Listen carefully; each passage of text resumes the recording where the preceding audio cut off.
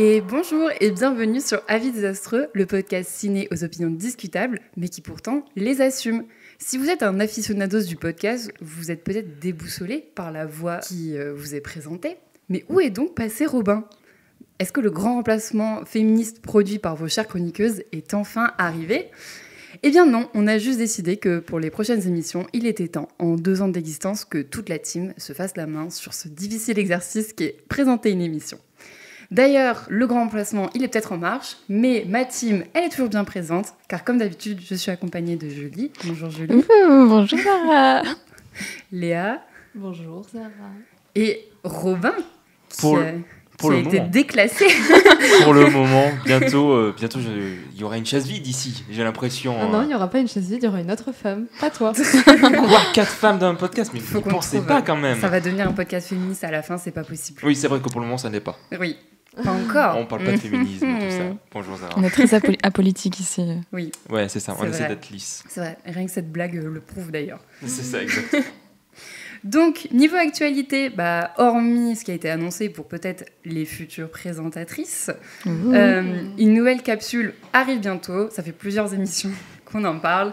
Mais là, c'est promis, c'est soon, n'est-ce pas Robin ? C'est dans 3 jours. C'est C'est-à-dire que ça imminent. sort dimanche, donc le podcast, enfin l'émission sort mercredi. Et donc, ce sera sur Dossier 137 de Dominique Moll, avec des bouts d'interview du réalisateur, et donc qui vous sera présenté par Robin et Léa, ici présente, qui a également vu le film à Cannes, c'est ça ? Et pas à Cab. Et pas à Et, Cab. Et pourtant, Et pourtant, et pourtant. il est pas à Cab le film ? si, non, mais c'était pas à Cannes, à Cab. C'était... Ok. Oui, c'est vrai, c'est sur l'IGPN après tout. Mm. Bref, du coup, si j'oublie rien, je pense qu'on peut directement passer aux réjouissances. Et donc, avec la rubrique, la fameuse rubrique « Qu'est-ce que tu as vu récemment ?» qui t'a marqué. Comment vous connaissez mon nom? J'ai vu le film. Et donc, comme d'habitude, dans cette rubrique, on vous parle de films qui nous ont marqués, pas forcément des sorties ciné, ça peut être des visionnages découverts récemment. Est-ce qu'il y a des gens qui veulent commencer, qui sont prêts ou prêtes ? Léa, voilà, ça va être toi. Moi, je fais pas dans la fioriture, c'est hop là, C'est on y va. magnifique. Moi, récemment, je n'ai pas vu beaucoup de films. Voilà. Tu vas te virer du podcast. Bah oui, je sais. Bouh. On sait qui c'est qui va être viré du podcast. Robin. N'essaie pas de détourner l'attention, en fait. J'essaye de jeter en mode... Je vois que je suis sur la select, donc j'essaye de te mettre devant, mais ça ne marche pas. Ok, c'est hyper sain ce qu'il fait, là, Robin, à essayer de mettre une femme sous le bus. Enfin, Ouais. Je sais pas.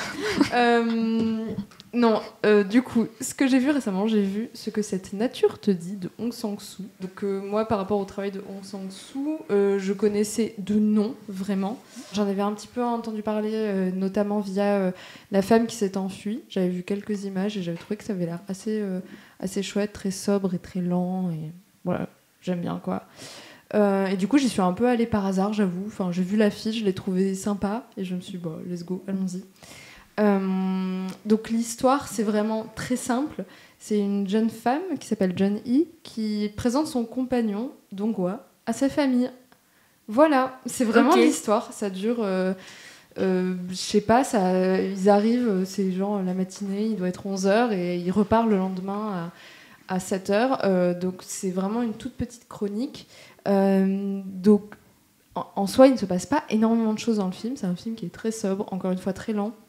Beaucoup de plans séquences sur des moments clés de la journée. Et on va vraiment avancer dans la journée au fil des heures. Mais en fait, il ne se passe rien d'extraordinaire. Mais évidemment, en sous-texte et dans ce que le film raconte, le film est très riche. Au-delà de la famille se rencontre, la jeune femme que l'on suit, elle a une sœur et ses parents. On sent que c'est classe sociale middle plus, on va dire. Ils vivent dans une grande maison. Ils ont aménagé tout leur jardin. Et en fait, il y a tout, j'en reparlerai plus tard, mais il y a tout un trajet qui se fait dans ce jardin où le père présente à son gendre les différents lieux qu'il a aménagés. Donc voilà. Et donc tout au long de la journée, en fait, on va voir comment en fait ce gendre, donc Dong-hwa, s'insère avec à la fois aisance et difficulté un peu des deux dans cette famille, via des interactions privilégiées qu'il va avoir avec le père, puis via un déjeuner qu'il va avoir avec sa copine et la sœur de sa copine, puis vient une balade, et vient un repas. Et le repas, c'est le climax, si on peut dire, du film. D'abord, le gros thème du film, c'est vraiment les attentes de la belle famille sur ce genre. En fait, on comprend assez vite qu'il y a l'air d'avoir... alors, ça se passe en Corée, moi je sais pas du tout ce qui se fait en fait en Corée en termes de relations comme ça. Est-ce qu'on présente assez rapidement les gendres, les copains? Est-ce que c'est quelque chose qui rend la chose très officielle ou pas? J'ai l'impression que nous, en France notamment, évidemment selon les classes sociales, etc., mais moi ça m'est arrivé de présenter des gens avec qui je suis pas sortie très longtemps à mes darons, c'était plus léger comme contexte. Voilà, là je ne sais pas trop, mais en gros donc c'est des gens qui ont la trentaine, quand la femme quand Johnny présente son copain, on comprend que ça fait 3 ans qu'ils sont ensemble et que les parents ne l'ont jamais rencontré, et en même temps la rencontre est très spontanée, c'est vraiment c'est improvisé, ils arrivent et en fait, on comprend qu'ils ont beaucoup d'attentes parce que déjà, ça fait longtemps qu'ils sont ensemble. Et aussi parce qu'en fait, il est fils d'avocat. Mais un avocat avec visiblement une grosse renommée, qui a l'air d'être une personne assez éminente, qui passe à la télé.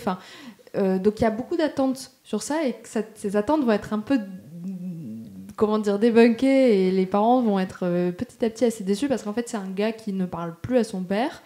Donc, il n'y a plus vraiment de lien avec cet avocat. Qui, en plus, voilà, sa caisse, elle est pourrie, il n'a pas vraiment de métier, il est poète, voilà. Il n'a pas vraiment de projet très précis, et en fait, lui, ce qu'il dit, c'est « moi, je veux vivre avec le minimum ». C'est-à-dire, je veux pas de fioritures autour de moi, et en fait, la famille autour est un peu à s'assurer quand même qu'il y a un backup derrière, quoi. Tout le temps le dire « mais il y a ton père quand même, qui a des ressources, si jamais... » Et lui, il contourne toujours un peu le sujet. Donc déjà, on a toutes ces attentes très fortes qu'il y a vis-à-vis de ce jeune homme et qui sont, je trouve, très finement représentées en fait à travers de petits dialogues un petit peu glissés comme ça, par-ci par-là. D'un autre côté, il y a aussi toute la question de la poésie et du souvenir. Toute la maison en fait et le jardin est consacré à la mémoire de la mère, donc du père, donc de la grand-mère de Johnny. Et c'est des moments assez beaux où il raconte un petit peu comment il a construit ce jardin. Et on a la vision du monde donc de Dong-hwa. Enfin, on n'y a pas trop accès. C'est peut-être le défaut du film, je trouve, c'est qu'on a du mal à capter le personnage, je trouve. Enfin, on reste vraiment en dehors de lui. On a du mal, en fait, à comprendre si c'est un gros loser ou si c'est vraiment un vrai artiste. Un vrai artiste un peu poète. Et en fait, le seul moment où on le voit faire de la poésie, c'est pas terrible. Et c'est fait exprès, hein. C'est vraiment une scène amusante, donc c'est pas dans le repas où il va se passer plein de choses, tout le monde va finir mort bourré et il va y avoir des conflits un petit peu. Et en fait, après le repas, on a accès à une conversation entre les parents où vraiment ils sont là à se dire il est pas terrible quand même, non, mais voilà, elle se fait une expérience. Elle va pas rester avec lui très longtemps, et puis bon, sa poésie, c'est pas fou, hein. Et en fait, c'est très rigolo parce que on a toute cette rencontre avec cette famille très chaleureuse et généreuse, et où derrière, en fait, il va se faire démonter, et où juste on dit de lui que c'est un gros loser, quoi. Et voilà, moi j'ai trouvé que c'était un film assez intéressant là-dessus, en fait, sur toutes ces thématiques. C'est assez amusant, en fait, et à suivre. Maintenant, il y a quand même des moments où moi, j'avoue, j'avais du mal à tenir le rythme parce que ça dure quand même 1h45 de beaucoup de plans séquences avec une qualité d'image, je sais pas avec quoi ça a été tourné, mais ça fait vraiment numérique année 2005, quoi. Ah ouais. Non, pas 2005. C'est pas un peu propre à beaucoup de ces films, ça? C'est ça. Robin hoche la tête. Voilà. Après, j'ai vu que 2 de ces films, donc je ne m'avancerai pas trop, mais parmi les détracteurs de Hong Sang-soo, il y a ce truc de la qualité. Là, je vais vérifier l'équipe technique, mais je crois que c'est lui qui fait tout, quoi. Oui, c'est lui qui est derrière. Oui, voilà, regardez comme c'est drôle. Il y a vraiment que sa gueule sur... Moi, je suis sur la fiche Wikipédia et vraiment... Il n'y a pas d'autres gens, quoi, sur le film. C'est ça. Et en soi, vraiment, il n'y a pas de problème. Oui, non, bien sûr. Mais c'est vrai qu'il y a des moments où, comme c'est vraiment des plans très longs, très fixes, et où, en fait, moi, j'ai eu l'impression qu'il y avait une part d'improvisation un petit peu sur le small talk, surtout des débuts de rencontres là, avec les parents, où on parle de la voiture, viteuf, on ne sait pas trop.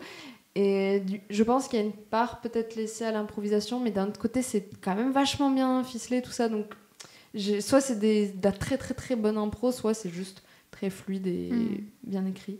Donc voilà, c'est un film un peu long quelque part, mais moi j'ai trouvé ça assez plaisant sur ce que ça raconte et sur cette rencontre un petit peu au sein d'une journée, sur ce couple. Et puis ça pose des questions aussi un peu fondamentales de trouver... on n'est pas au XVIIIe siècle, hein, mais trouver son âme sœur, est-ce qu'on va continuer à vivre avec cette personne, est-ce que cette personne nous convient, est-ce qu'elle convient à nos attentes pour le futur. C'est un peu matérialiste tout ça. Un petit peu, tout à fait. Oui, tout à fait. À un moment, la sœur de Johnny lui demande mais est-ce que vous allez vous marier? Johnny dit je sais pas, enfin on y pense, mais on a encore des choses à faire, on n'est peut-être pas prêt. Et sa sœur lui dit mais est-ce qu'on est un jour prêt? Enfin voilà, ça pose des questions qui sont, moi je trouve assez chouettes et intéressantes, et j'ai trouvé que c'était un film assez doux et très, j'ai beaucoup aimé ce côté très sobre, vraiment très frontal pour le coup, vraiment le son des fois, mais moi j'ai trouvé ça assez chouette. Voilà. Du coup, Robin, toi t'as déjà vu des films d'Aung San Suu, et donc t'as dit que c'était pas vraiment ton truc.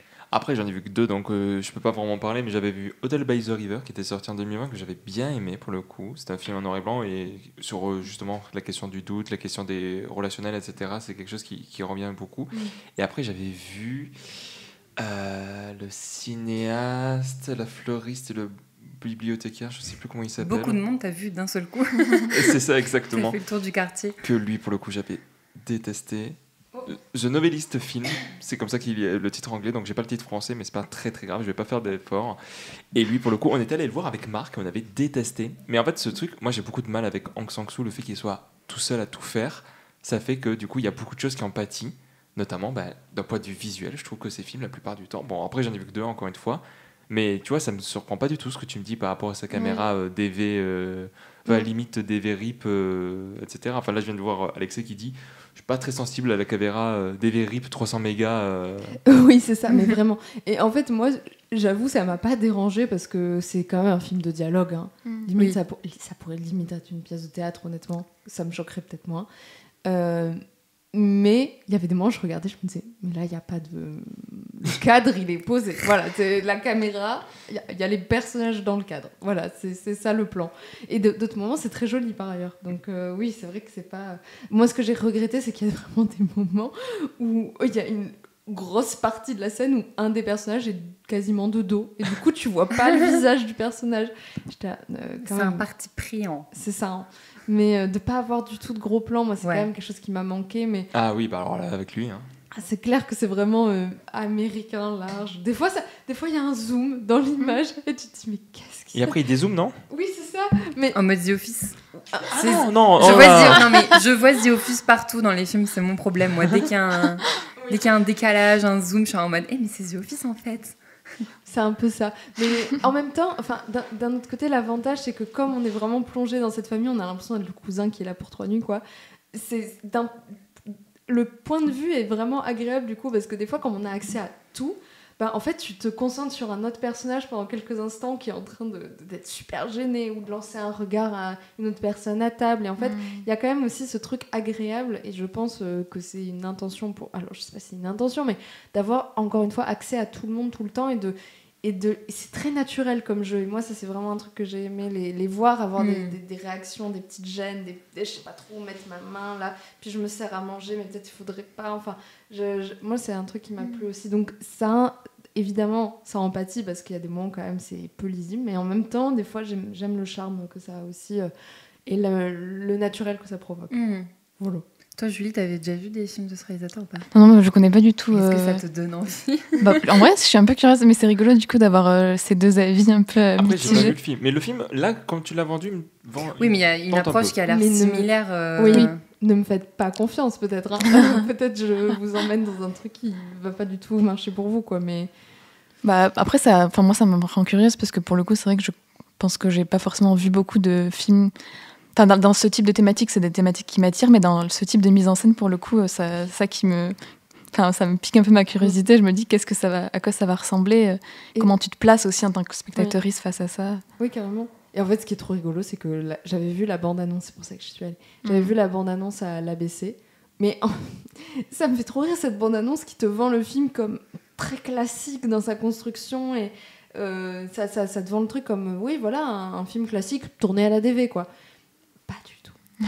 En termes de rythme, j'étais là. Parce qu'en fait, il y a des images qui montrent dans la bande-annonce qui sont la conclusion du film, en fait. Vraiment, on arrive à ce moment-là. Donc, moi, je pensais que c'était le début, vaguement, la bande-annonce, pas du tout. Hein. Donc, c'était assez amusant de voir la différence de ton et de rythme, surtout. Ils pouvaient pas trop faire des plans séquences dans la bande-annonce, peut-être. Oui, je pense. Mais je pense qu'il y avait moyen, quand même, de représenter une version peut-être un peu plus fidèle de ce qu'on va voir. Enfin, je trouve souvent, les petites parenthèses sur les bandes-annonces, je trouve que pour moi, ça ne sert pas qu'à montrer ce que ça va raconter, ça sert quand même aussi à montrer quel rythme ça va avoir et tout. Et je trouve que c'est un peu regrettable d'avoir un format bande-annonce aussi. Oui, elles ont souvent tout le même rythme, c'est très codifié. Oui, codifié, voilà. Après, tu me diras, Aung San Suu, il est très identifié en France. Il a son public, enfin très identifié auprès du public qui existe de Aung San Suu. Aung San Suu, je crois que la France, c'est le second pays où il fait le plus d'entrées après la Corée du Sud. Donc je pense qu'ils connaissent un petit... C'est pour ça qu'il a pris Isabelle Huppert dans son... Non mais oui, mais premier degré, Aung San Suu, il n'y a que en France où est-ce qu'il fonctionne. Et Corée du Sud, je crois, et encore, c'est tout. Les autres veulent pas voir ces films. Pour revenir sur les bandes annonces, moi je trouve pas ça inintéressant. Enfin, je me dis oui, c'est vrai que du coup, ça peut pas, le rythme ne peut pas transparaître ou quoi. Mais en même temps, est-ce que ça peut pas être une espèce de...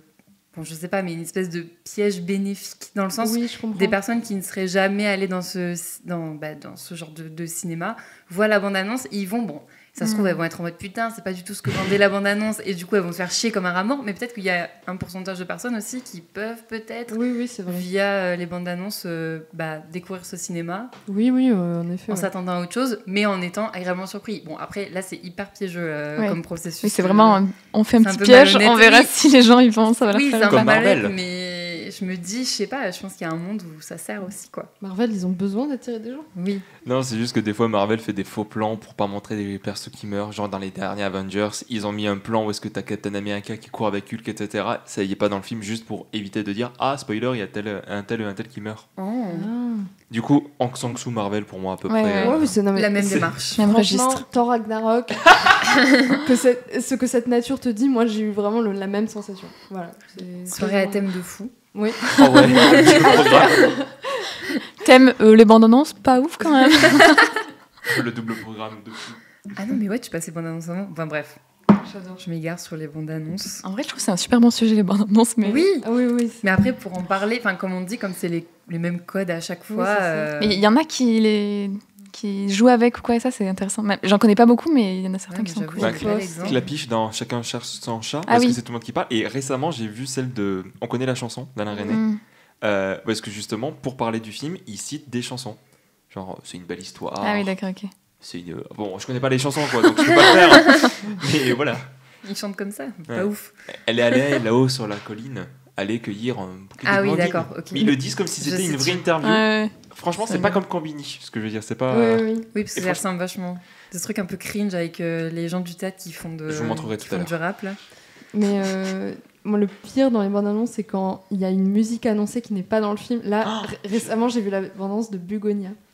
Et dedans, il y a Good Luck Babe de Chapel Roan, et avec Emma Stone qui chante dedans, dans la voiture. Et je me suis dit, mais en fait, j'espère qu'ils n'ont pas fait un montage qui donne l'impression qu'elle chante ça dans sa voiture, parce que s'il n'y a pas Good Luck Babe... On sort de la salle. Mais moi, j'y pars, en fait. Enfin, du coup, je partirai à la fin, parce que je ne le saurais qu'à ce moment-là. Bon, là, quand même, elle a l'air vachement de le chanter, quand même. C'est ce que je me suis dit aussi, mais... Donc, c'est pour ça qu'il y a le piège... soit si pernicieux. Pour attirer les lesbiennes. Oui, voilà, c'est ça. Et je crois que dans les lesbiennes vont déjà voir les Yorgos Lanthimos, je pense. Hein. Oui, c'est vrai. Je crois que dans Chien 51, il y a un remix de je ne sais quelle musique qui ne se trouve pas dans le film. Ah putain, ça me dit quelque chose. Bon, alors Robin est en train de faire sa petite recherche, donc Julie, ça te va ? Ouais, avec plaisir. Donc moi, je vais vous parler d'un film qui s'appelle Won't You Be My Neighbor. C'est un documentaire qui est sorti en 2018 et réalisé par Morgane Neville. Je suis un peu tombée par hasard sur ce film parce que j'ai vu qu'il avait une très bonne note sur Letterboxd, donc ça m'a intriguée, et qui était classifié dans la catégorie un peu film confort, film qui font du bien, tout ça. Donc j'étais en mode, moi, c'est vraiment un type de film que j'ai envie, qui me parle. Donc c'est un petit peu pour ça du coup que je suis allée le voir. Mais de base, je connaissais pas du tout le propos du film en fait, puisque ça va du coup nous parler c'est un documentaire sur un homme qui s'appelle Fred Rogers et qui en fait a créé une émission à la télé américaine, une émission pour enfants qui s'appelle Mr. Rogers' Neighborhood. Et du coup, en fait, pendant plus de 30 ans, du coup, il a présenté et créé, produit, écrit tout ça, cette émission. Et en fait, apparemment, cette émission aux États-Unis, elle est très connue, quoi, puisqu'elle a presque des années 70 jusqu'aux années 2000. Je sais pas, son émission, peut-être qu'elle était même tous les jours, si je me trompe pas. Et donc, il y a vraiment plusieurs générations d'enfants qui ont été bercés en fait par cette émission. Donc, c'était aussi intéressant de voir ça d'un point de vue extérieur, du coup, parce que je pense que ça a aussi été fait, ce film, pour du coup les gens qui connaissaient, qui... Qu'est-ce qui se passe? Léa est en train de happer la feuille de notes de Julie, comme une prof qui veut vérifier l'orthographe. C'était un peu en mode, j'ai fait une bêtise. Oui, genre, c'était en mode, mais T'avais qu'est-ce vu qu'elle dit Je là? voulais juste regarder le nom du film. Ah oui. Parce que j'écoute pas en fait. Non, mais C'est j'ai- Won't You Be My Neighbor. Voilà. Je sais pas comment le traduire en français, je dirais en mode... Est-ce que tu veux être mon voisin? Ouais, voilà, je pense que c'est ça. Est-ce que tu veux être mon voisin? Chaud. Bah voilà, je Ok, pense que tu as répondu au propos du film. Et en fait, ouais, c'était chouette de voir ça d'un point de vue extérieur parce qu'ils expliquent vraiment bien, bah, du coup, lui. En fait, ça se base surtout sur son personnage à lui, en fait, qui il est. Et parce qu'en fait, il a cette réputation d'être une personne très très gentille. Et en gros, toute son émission, c'est vraiment une émission qui fait vraiment attention à la pédagogie. On voit que vraiment, il fait vraiment faire attention à passer des bonnes valeurs aux enfants et tout. Et c'est vraiment très bien fait. Non, et en fait, le film, on dirait que je vais clasher ça, mais pas du tout en fait. Et le film, il le montre vraiment comme, c'est vraiment une super personne. Et à chaque fois, il essaie quand même de, je sais pas comment expliquer, mais c'est pas du tout quelqu'un de plat. Ça montre vraiment tous ses aspects. Et il va, comment dire, consciemment, le film va traiter peut-être des controverses qu'il a pu avoir autour de son personnage, vu que c'était du coup un homme très populaire qui était présenté publiquement comme quelqu'un de très gentil. En fait, il y a eu beaucoup de gens qui ont essayé du coup de le descendre et de dire non, mais en fait, il était ci, mais en fait, il était ça. Et notamment, une des choses qui lui avait été reprochée, c'est que, enfin, reproché entre gros guillemets, à l'époque, c'était pour le descendre, c'était qu'il était homosexuel, par exemple. C'était les C'est drôle ça, Robin. Non, mais genre vraiment gros reproche perso, ouais. Ouais, mais dans les années 70, Oui, c'était non, mais un bien truc, sûr. voilà, ils pouvaient pas avoir une émission pour enfants si t'étais gay, tu vois. Et donc le film va parler de ça, et d'autres aspects. Pareil, le fait que du coup, il avait totalement une pédagogie hyper positive aux enfants. Et du coup, il y avait des gens aux États-Unis à cette époque qui étaient en mode, ouais, mais voilà, maintenant la génération, tu leur as dit que ils méritaient, Il méritait de l'amour. ils méritaient de l'amour, et ben non, après ils vont renverser le Capitole, quoi. Voilà, c'est un peu ça. Il y en a qui étaient en mode, tu leur as dit qu'ils pouvaient être aimés sans rien prouver, maintenant ils ont pas envie de travailler, tu vois. Il y avait littéralement ce type de critique. J'avoue. Et donc voilà, c'est intéressant. Il montre un petit peu du coup toutes les critiques, et à chaque fois c'est du coup, comme un documentaire assez classique, ça met en parallèle du coup des extraits de son émission, des interviews de lui, de son vivant, et du coup des interviews, on va dire, de gens qui soit ont participé à l'émission, des gens de sa famille et tout. Donc voilà, il y a le truc un peu actuel et forcément le truc d'archives. Et donc voilà, tout ça un petit peu pour reconstruire un petit peu qui il était comme personne, et l'impact en fait de son émission. Et en fait, tout ça pour dire que c'est un film... moi, je connaissais pas du tout ça, et je me suis pris un peu dans la gueule tout ce que ce film veut montrer. Et il nous montre en fait un univers tellement beau, tellement gentil. En fait, c'est un film c'est pour ça que je pense qu'il était catégorisé dans ce truc de comfort movie, parce que c'est vraiment un film qui fait du bien. On nous montre quelqu'un qui est profondément gentil, qui veut vraiment... qui a vraiment de très bonnes intentions, et ça fait tellement du bien. Tout le message en fait qui passe aussi dans son émission, d'une certaine façon, c'est pas révolutionnaire parce que c'est des choses qu'on dit souvent aux enfants, mais peut-être qu'à cette époque-là, pour le coup, c'était révolutionnaire, et c'est des choses que dans tous les cas, on a envie d'entendre. Et en fait, c'est ça que je trouve que le film réussit vraiment, c'est qu'en parlant de ça, en parlant de ce truc très spécifique qui est ce présentateur de cette émission dans les années 70-80, en fait, le film, au fur et à mesure, il va juste parler de l'enfance et en fait ce que c'est qu'être un enfant, et comment en fait on est tous des enfants qui ont grandi, et en fait on a tous vécu ça, et on a tous eu envie d'entendre ça, eu besoin d'entendre ça. Par exemple, le fait que on mérite tous d'être aimés, que l'amour c'est quelque chose d'important, qu'il faut être gentil, que nos émotions, il faut pas en avoir honte, que c'est normal d'être en colère, d'être triste, et il faut apprendre à gérer ses émotions. Ce type de message, en fait, c'est des choses qui vont du coup baigner totalement son émission et sa pédagogie. Et en fait, le film est vraiment très bien fait, c'est parce que ça... Je sais pas comment il fait, mais c'est quelque chose de très touchant, et c'est pour ça au début j'hésitais un peu à parler de ce film, parce que j'avais l'impression que ça allait être difficile d'en parler, parce qu'en fait il m'a vraiment touchée émotionnellement très profondément, et au début je me disais comment je vais retranscrire ça en fait. Donc je sais pas si j'en parle bien, mais du coup, je pense que c'est enfin voilà, si c'est quelque chose qui vous intéresse, je pense que c'est vraiment un film à expérimenter parce que il arrive vraiment à nous toucher, je pense un peu à toucher notre enfant intérieur. Enfin voilà, il y a une sorte de poésie, une beauté, vraiment une sincérité aussi dans le film qui est vraiment très agréable. Il y a vraiment une honnêteté. Tu vois que ceux qui ont fait le film voulaient juste montrer ça, que lui, dans sa volonté de faire cette émission, il voulait juste, enfin voilà, créer quelque chose de positif en fait dans le monde. Et du coup, enfin voilà, c'est très touchant en fait de voir cette sincérité de gens qui se réunissent et qui veulent juste créer quelque chose de beau, quelque chose qui fait du bien. Donc voilà, juste, ça fait vraiment plaisir que ça soit dans notre vie de tous les jours et comme je dis, à notre petit enfant intérieur, il y a quelque chose de très réconfortant. Voilà, c'est à peu près tout ce que j'ai à dire sur ce film. C'est assez bouleversant aussi. Enfin, quand tu vois les commentaires ou de beaucoup de réactions, tout le monde dit... Enfin, c'est très difficile de ne pas exploser de larmes en fait, devant ce film parce qu'il y a quelque chose de très... Cette beauté, elle est hyper touchante en fait. Donc voilà, un très beau film, difficile d'en parler, mais qui est vraiment assez unique en fait dans les émotions qu'il te fait ressentir, je trouve. Voilà. C'est quoi le principe de l'émission ? Parce que tu dis émission pour enfants, mais en fait, il se passe quoi dans cette émission ? Alors, j'ai pas vraiment trop compris, mais d'après ce que je comprends, il y a lui qui se met en scène, donc c'est le présentateur, donc il arrive, il s'adresse à la caméra comme s'il parlait aux enfants, et après, il y a tout un monde fantastique où il y a des marionnettes avec des acteurs, actrices. Ah oui, un peu Sesame Street, en fait. Un peu, ouais. Okay. Mais ça a l'air moins... Enfin, je pense qu'il y a un petit peu d'humour, mais c'est plus en mode un peu conte de fées. Il y a un roi, des êtres un peu magiques, des animaux qui parlent et tout. Et toujours, du coup, dans ce monde de fantaisie, il va traiter de certains sujets en fonction. Et aussi, ce dont je n'ai pas parlé, c'est qu'en fait, vu qu'il a vraiment fait cette émission pendant 30 ans, il a eu le temps de parler de beaucoup de choses. Et ce qui fait qu'il y a une des périodes où, en fait, il parlait aussi de sujets d'actualité. Et donc, en fait, il a, pour beaucoup, du coup, aidé à des enfants à comprendre des choses qui se passaient dans la réalité. Donc, il a parlé aux enfants de la guerre du Vietnam, de plein de sujets d'actualité. Plus tard, je crois qu'une de ses dernières émissions, c'était pour les attentats du 11 septembre. Ah oui, donc ça a vraiment duré longtemps. Ouais, ça a vraiment duré longtemps. Et voilà, je trouve que cette démarche aussi, elle est hyper noble, en fait, du coup, de ne pas cacher aux enfants tous les trucs durs du monde, mais vraiment d'expliquer avec beaucoup de pédagogie, vraiment expliquer les choses pour qu'on comprenne et qu'on n'en ait pas peur et dire que si on en a peur, c'est normal et tout. Enfin, voilà, c'est vraiment un truc de pédagogie, mais c'était vraiment une très belle démarche et je trouve que pour le coup, ça a l'air d'être une émission qui a vraiment une influence positive du coup sur les enfants. De ce que je disais là vite fait sur Wikipédia, j'ai cru que c'était un truc en mode l'école des fans. Juste parce que, en fait, je viens de voir qu'il y a un des producteurs du film, c'est le fils de... Enfin, je sais pas si vous connaissez, c'est un violoncelliste hyper connu qui s'appelle Yo-Yo Ma, dans l'univers classique. Enfin bref, donc du coup, qui est producteur... Il est dans le film, non ? Ouais, il est producteur de ce film.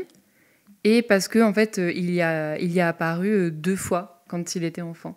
D'accord. Donc je me suis dit, comme c'est quelqu'un du monde de la musique, je me suis dit, mais c'est l'école des fans, genre un truc comme ça, mais non, rien à voir. Non, je crois que, du coup, je sais pas si c'est des images d'archives ou si c'est des images de l'émission, mais parfois, il y avait des images dans le documentaire, du coup, on le voit rencontrer les enfants. Et, donc voilà, je sais pas si c'est juste lui, il avait des événements où du coup, il allait rencontrer ses fans, comme tu dis. Bah ouais, c'est 2 dans fois. Le concept de l'émission, mais peut-être, ouais. Voilà, c'était vraiment juste le fact que je me suis dit. Un de ses meilleurs amis, c'était un musicien, et je me demande si c'était pas Yoma, du coup. Ah, qui aurait produit c'est hyper marrant. Lui, du coup. En tout cas, il y a un de ses meilleurs amis, du coup, qui est musicien et qui intervient dans le film. Ok. Je crois que c'est lui là, je suis plus sûre, malheureusement. Mais...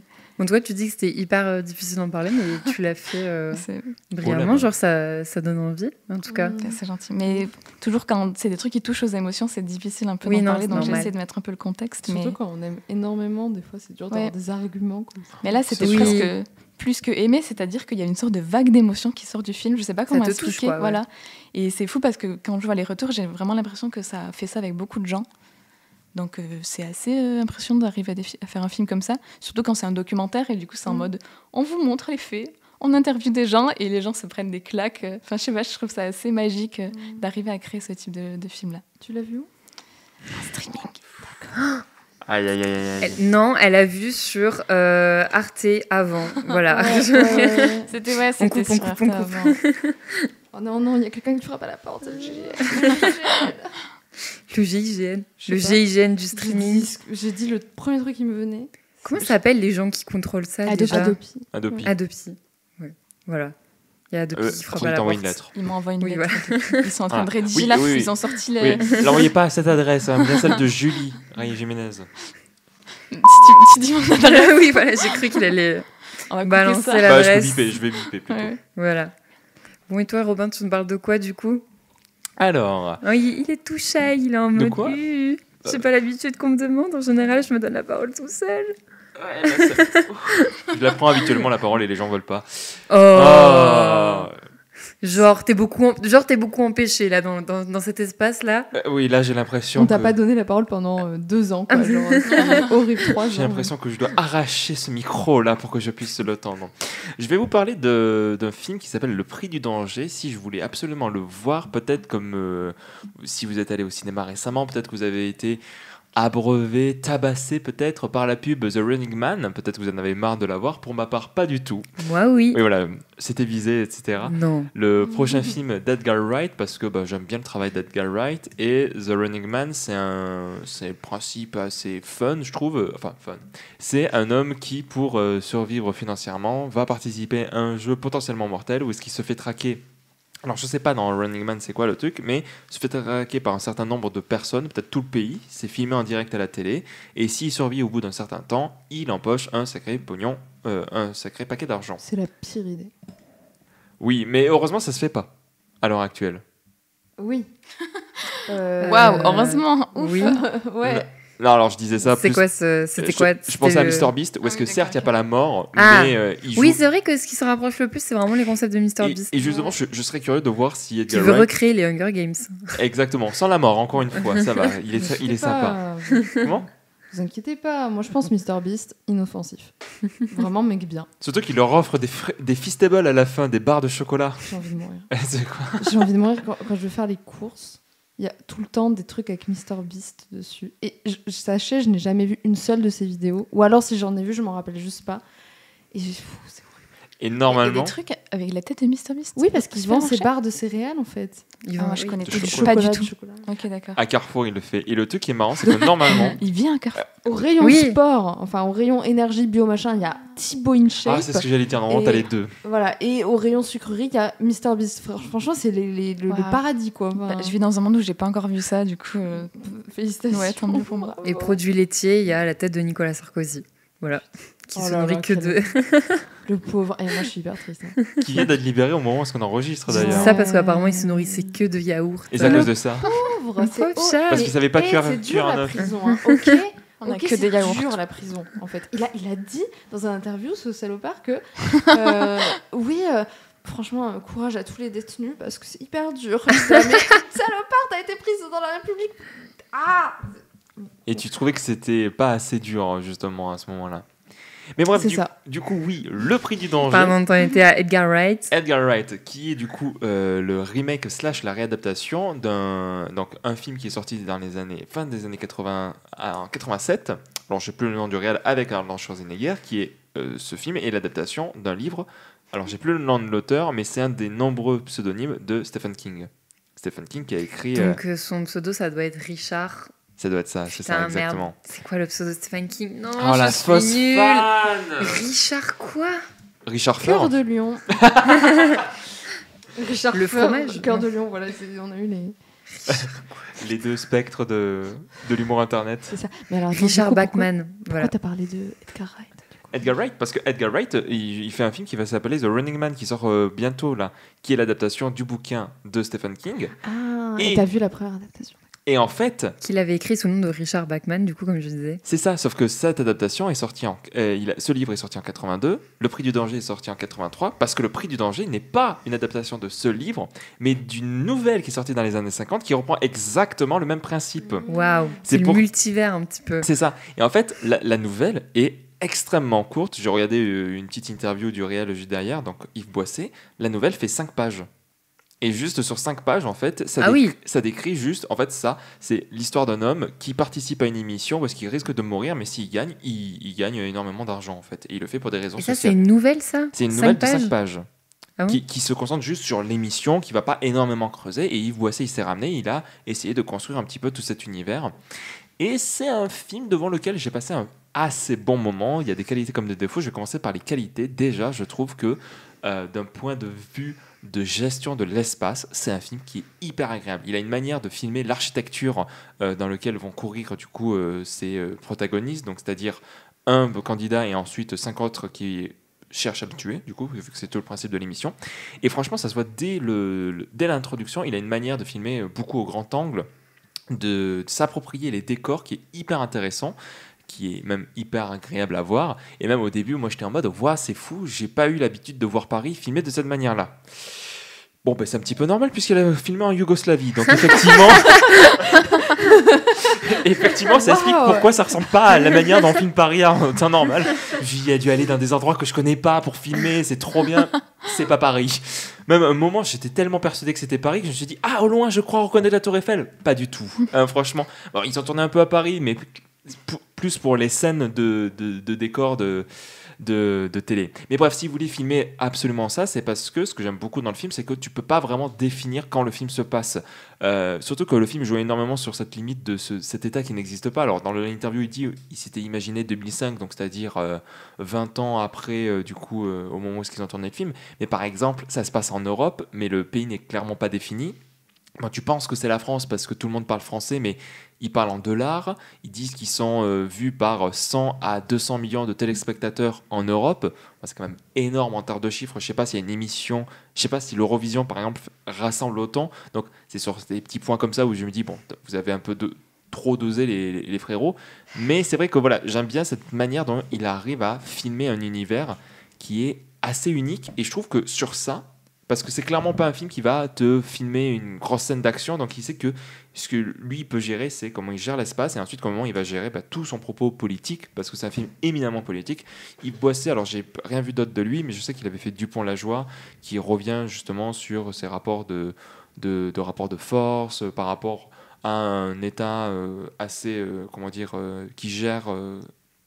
je dirais un État assez oppressif. Un État autoritaire ? Ouais, c'est ça, autoritaire, etc. Donc je sais qu'il a la manière de filmer ça, et c'est vrai que c'est un film qui va être extrêmement frontal dans sa manière de critiquer la télé. Justement, ça va, mais tout en reprenant certains tropes qui sont assez vus et revus. Ça, c'est pour moi le truc assez, assez grossier, c'est-à-dire qu'il va plus d'une fois faire dire aux personnages explicitement ce qu'ils vont faire. C'est-à-dire que par exemple, au moment où les personnages participent, c'est un moment où est-ce qu'il y a une grosse crise de chômage dans le pays qui n'existe pas. Il y a une grosse crise de chômage et de syndicats, etc. Et les personnages disent explicitement, ils se concentrent sur la télé, comme ça, ils vont pas descendre en bas en train de manifester, etc., etc. Et je dis pas que le film a tort par rapport à ça, parce que ça montre vraiment comment les médias sont aux mains de ceux qui vont gouverner et essayer de réduire les mouvements sociaux. Mais c'est vrai que durant tout le film, les personnages ne font que répéter à voix haute des choses assez évidentes. Et des fois, je trouve que c'est un peu grossier. Genre, par exemple, quand il y a le personnage de Gérard Lanvin, qui est le personnage principal, quand il passe un casting, t'as tous les gens qui disent « Mais il est trop beau, il est trop sexy, il pourra pas être là. » Et puis même à un moment, il dit « Et son QI, beaucoup plus élevé que la moyenne, etc. » Et je vous jure que c'est des vrais dialogues du film qui sont sortis comme ça. Et t'as pas besoin d'expliciter à ce point. On comprend un petit peu quelle aura il a. Et surtout, à un moment, ils disent « Ouais, durant son service militaire, il est allé fréquenter certains gauchistes. » Et t'as le présentateur qui est à la télé qui dit « Quoi ? Mais qu'est-ce que c'est que ce truc ?» Bon, bref. C'est assez drôle comment, par instant, je trouve que le film est une grosse caricature. Et ça, je trouve que, par exemple, ça joue... Je vais pas dire que ça se joue mal, mais tout le monde joue dans un film différent. Genre Michel Piccoli, qui, du coup, joue le présentateur télé. Mais ça joue pas mal, sinon... Il est d'un surjeu constant, Michel Piccoli. Il joue le présentateur télé, donc un peu cette soif de violence, etc. Mais tout est exagéré dans sa manière de jouer. Et surtout, je trouve que c'est un film qui parle autant de la télé. Je trouve que ça ne reprend pas énormément les codes. Alors après, je connais pas la télé des années 80. Moi, la télé, c'est celle des années 2000, donc avec un certain rythme, tout le temps de la musique et sans temps mort. Là, le film, il n'y a quasiment aucune musique, alors que c'est Vladimir Cosma qui joue, qui est derrière. Vladimir Cosma, c'est un grand compositeur français. Il a notamment fait la musique de Le Grand Blanc et une chaussure blonde. Le Grand Blanc avec une chaussure noire. Très étrange.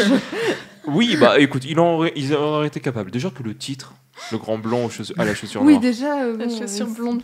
Ouais, qu'est-ce qui l'empêcherait de... Avec sa petite perruque, là. Oui. Des petites chaussures avec des franges. Oui, au bout. horrible. J'ai envie de chercher ça de suite. Ça du doit coup, mais- exister. Et ça doit coûter très cher. C'est vrai. Mais écoute, justement, peut-être le remake à faire, justement. On peut Oui. essayer avec ce genre de chaussures. Et c'est assez dommage, je trouve qu'il y a un cruel manque de rythme dans le film. C'est qu'il y a plein de moments où je me dis, waouh, là, ça mériterait de mettre une petite musique ou de faire une coupe parce qu'il y a des grands moments où il se passe rien. Alors que pourtant, c'est quand même une chasse à l'homme de 1 heure où est-ce que quelqu'un doit tout le temps courir et s'il se fait choper, il meurt. Et bah, je trouve que justement, cette tension, on la sent assez peu, surtout qu'il y a des gros moments où tu te dis, c'est pas possible. Genre, le film te montre que l'émission est truquée, spoiler alert, mais ça c'est attendu dès le début. Enfin, tu sais très bien que ils sont tous méchants en fait dans la télé, donc tu sais que c'est truqué.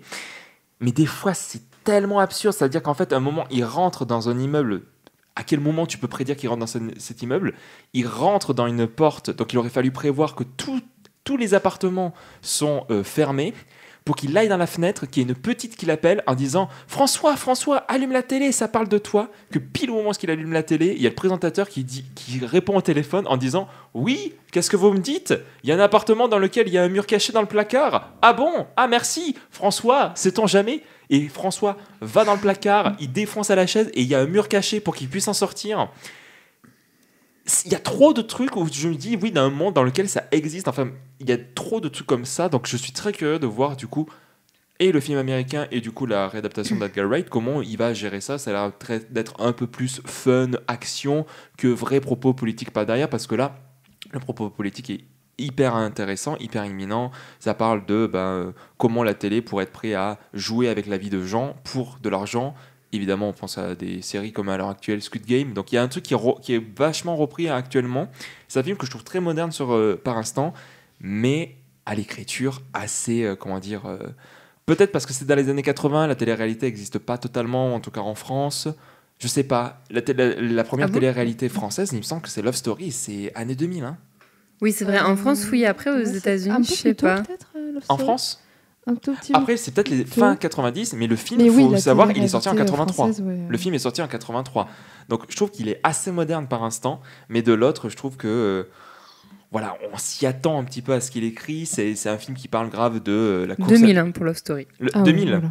comme quoi, donc 2001. c'est quasi 20 ans avant qui parle de ça. C'est au moment où TF1 existe, donc il n'y a plus le service public. Il y a aussi des chaînes concurrentes sur course à l'audimat. Donc c'est très ancré dans son époque. C'est hyper intéressant à voir. Mais il faut prendre le recul vu que c'est peut-être une des premières fois, ils se sont dit bon, on va y aller avec des gros sabots pour que les gens puissent bien comprendre l'histoire. Et c'est le truc qui me retient un petit peu. Mais voilà, je vous encourage. Et peut-être si vous voulez vous faire aussi les films qui ont inspiré peut-être Edgar Wright, voilà, Le Prix du danger. Et pour ma part, du coup, je l'ai emprunté à la médiathèque parce que je sais pas s'il est disponible sur quelconque plateforme. Mais ça me fait penser au film qui est sorti là récemment, qui est aussi une adaptation de Stephen. Marche ou crève. Ouais, Marche ou crève.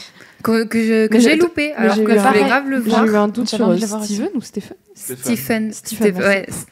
Euh, Stephen, ouais. Et moi, j'ai toujours eu envie de lire le. Je sais pas si c'est une nouvelle ou un roman. C'est une. Non, c'est un roman mais qui est court. Ouais. Mais oui, Qui a l'air c'est son très premier, cool. c'est son premier qui est publié Ah et ouais, c'est un peu très le- très bien. Et c'est un peu le même principe, mais il y a des gens qui Bah vont dans une direction. Quoi. oui, voilà, c'est des gens qui avancent, sinon ils meurent. Grosso modo, Ouais. mais Ah, là t'as c'est. spoilé. Il y a un truc en mode, c'est un groupe d'adolescents qui est... Alors, je sais plus s'ils sont sélectionnés ou ils participent volontairement... Enfin, s'ils sont sélectionnés à l'aveugle ou s'ils participent volontairement. Mais voilà, ils entament une espèce de marche sans fin à travers les États-Unis et à la fin, il doit en rester qu'un seul, tu vois. Mais vraiment, juste, ils marchent, quoi. Mais pour Marche ou crève, je sais pas trop si c'était bien ou pas, parce que j'avais vu tellement de communication avec des séances où tu marchais sur un tapis. Ouais, j'avais vu ça sur TikTok. Ah oui. Ah ouais? Oui. Et je m'étais dit, ça passe un peu à côté du sujet là, non? Enfin, j'ai cette vague impression que ça passe à côté du truc du coup, mais après pourquoi Ça pas. peut vous motiver pour faire vos séances de sport, C'est ça. voir des gens qui meurent parce qu'ils s'arrêtent de Ouais. marcher. Drôle de motivation, mais Oui. chacun son truc, I guess. Horrible. Mais la première fois que j'en ai parlé de ce film, c'était mon père qui m'avait raconté. Et j'étais un peu, je sais plus, je devais être un peu plus jeune et du coup ça m'avait un peu marqué. On était en train de faire une randonnée. Marche Léa, ne Mais- t'arrête pas. C'était rigolo du coup. Pardon, je suis partie sur autre chose. Non mais justement c'est cohérent par rapport à ça, même si là j'ai pas vu l'adaptation du livre de King, parce que j'imagine que c'est chez Stephen King, il travaille un peu plus l'univers. Là, comme je t'ai dit, il avait une nouvelle de 5 pages, donc il a construit tout un univers, et justement c'est là où j'ai un peu plus réévalué le film, avec ça en disant, il y a des choses qu'il a dû inventer spécifiquement pour ce film, et du coup je trouve que le film, en termes d'écriture, est hyper intéressant, avec de gros sabots. Je finirai sur cette phrase prononcée par le héros qui m'a beaucoup plu et sur lequel je relate, et je pense qu'on va être peut-être nombreux à relate. C'est que du coup, il y a une sélection de 3 candidats, une présélection, et à chacun il dit, si vous gagnez 1 million, qu'est-ce que vous faites? Alors il y en a un qui veut lancer une épicerie, et Michel Piccoli dit, ah ben oui, on n'a jamais assez de gens dans l'épicerie. Après, il y en a un qui veut faire son propre garage. Il dit, la prochaine fois que j'ai un problème avec mon garage, avec ma voiture, je sais où aller. Et ensuite, il dit à François, je ne sais plus comment il s'appelle, qu'est-ce que tu ferais avec 1 million d'euros, enfin de dollars, pardon. Il dit, j'aimerais me spécialiser dans la sieste. Ne plus avoir rien à faire de ma vie et juste dormir. Et je lui dis, quel héros, Il vraiment. a raison. Il répond quoi le présentateur? C'est un petit rigolo celui-là. D'accord. Et bien maintenant, vous pouvez prendre Il dit un pas avion. j'irai dormir chez vous et ça lance l'émission et voilà quoi. Oh. Et non, c'est pas assez en avance à ce point. Ah Oui, c'est merde. vrai parce que bon, une épicerie ou un garage, enfin, le but de gagner autant d'argent, c'est de ne plus travailler avant. Ouais. Ou enfin, Justement, c'est le genre de moment où tu crois pas, tu peux pas avoir 2 gars qui veulent travailler et un qui lui dit je vais rien foutre. Enfin, je veux dire, c'est le Je principe. sais pas, même. avec 1 million, Après, c'est 1 tu million de t'achètes dollars. tu peux t'acheter une petite entreprise, tu vois. C'est un état fictif. On Des sait pas. Oui, voilà. oui, c'est vrai. On On sait sait pas, pas si ça qu'est-ce se trouve, que ça avec vaut. 1 million de dollars, tu t'achètes juste 2 baguettes de pain, vu que c'est un état autoritaire. C'est vrai. Que C'est déjà ça a dévalué de énorme, fou. en fait. Oui, voilà. Peut-être. Peut-être qu'ils vont juste faire un super repas. C'est ça. Mais bref, si vous avez l'occasion, mettez-le, c'est assez rigolo. Et les dialogues sont fous. Ok. Et toi, Zara, alors Du coup, j'allais dire, du coup, je vais m'auto-attribuer la parole, mais Je peux Robin est venu au galop. Oui, bah du coup, moi, je vais rester un peu dans l'ambiance film, un peu anticipation, voilà, vu que je vais parler de Chien 51 de Cédric Jiménez. Et donc, j'ai capté que en fait, c'est un cousin à Julie. Lol. Ah, grande famille, On en a fait. dû te la faire 12 000 fois, cela, non? Sur J'avais Cédric pas Jiménez. trop. Non. Bah, je sais pas. C'est pas un mec non plus hyper Non, connu, mais oui, quoi. c'est vrai. Je crois qu'on l'a peut-être fait une fois, là, Ah, depuis récemment. Au moins une fois. Bon, ça sauve ma... C'est la seconde, là, du coup. Voilà, hop là. Les vannes sur les prénoms et les noms de famille. Je sais de quoi je parle. Bref, du coup, je suis allée voir ce film, donc avec Robin ici présent. De base, on y allait un peu en mode, bon, on va voir un film un peu nul, un peu détente, parce que alors, je n'ai pas vu ni Novembre, ni Bac Nord, ni HHH. Bac Nord, c'est vraiment très très bien. Ah ouais? Non, Bah, je sais pas. c'était douloureux. Oui, honnêtement. non, j'ai pas eu de bon retour, mais après, peut-être que tu pourras nous faire un ping-pong sur le film, parce que moi, du coup, c'est la première fois que je vois un film de ce réalisateur. Et vraiment, mon premier rapport au film, ça a été de voir Adèle Exarchopoulos avec ce carré immonde, et j'étais en mode, mais qui a décidé qu'elle allait avoir une espèce de carré comme ça ne lui va pas du tout. Donc, comme je disais, c'est un film d'anticipation, mais un film anticipation assez proche. Ça nous montre un Paris du futur qui est divisé en 3 zones, avec donc du coup des milices, enfin une police surarmée qui contrôle les frontières entre les zones. Donc il y a Paris Centre, la Petite Couronne, blablabla. Et il y a tout un truc avec ce gouvernement, enfin cet État, enfin ce qu'on nous présente comme un État policier, quoi. Il est assisté par une intelligence artificielle, Alma, qui contrôle des drones et en fait aide la police dans ses enquêtes. Donc l'histoire, c'est qu'on va suivre le cliché du vieux flic un peu bougon qui a un appart un peu dégueulasse, mais voilà, dans la personne de Gilles Lelouch. Quelle surprise! Étonnant de Super fou! acteur. C'est la troisième fois qu'il Je joue crois, avec lui. je crois qu'on pense à lui, même si t'avais pas Oui, dit qui voilà, c'était. genre... quoi, Gilles Lelouch dans un mec qui fait que râler, hyper bougon? Non, jure. Et donc, Adèle, qui est une flic qui est dans un quartier, donc qui est dans la zone 1, donc un quartier haut placé, et qui en fait vont être sur une affaire de meurtre un peu mystérieuse qui serait liée à une organisation terroriste qui serait contre, en fait, qui veut abolir les zones dans Paris, organisation terroriste dirigée par Louis Garrel aux cheveux longs. En fait, c'est rigolo parce que Robin m'a raconté déjà le film, mais c'est quand même... À chaque fois, là, tu vois, je revois les choses, je me dis, ouais, ça a l'air bien. Moi, j'y suis allée pour la scène où Louis Garrel est sous la pluie comme ça, en mode Blade Runner, clairement. C'est clairement la ref. Et bref, donc, ce qui m'a fait un peu rire dans ce film, c'est du coup, comme on est sur un film vraiment d'anticipation, on est vraiment sur de l'anticipation, le futur un peu bip-boop. On en parlait déjà un petit peu avec le documentaire dans Cinespania, mais c'est-à-dire que du coup on présente des nouvelles technologies utilisées par la police où ils peuvent visualiser en 3D la scène de crime, ils font des arborescences pas possibles pour faire le lien entre les personnages et en fait vraiment ils sont allés tellement à fond dans ce truc de t'as des zooms, t'as des dézooms, t'as des particules bleues qui font bip bip bip bip bip. Genre, vraiment, le film, il a envie de te dire c'est bon, t'as compris, c'est le futur là. Est-ce que t'as compris que c'est le futur ou pas ? Et bref, donc ça, c'était assez risible. Bon, sans surprise, le film n'était pas génial.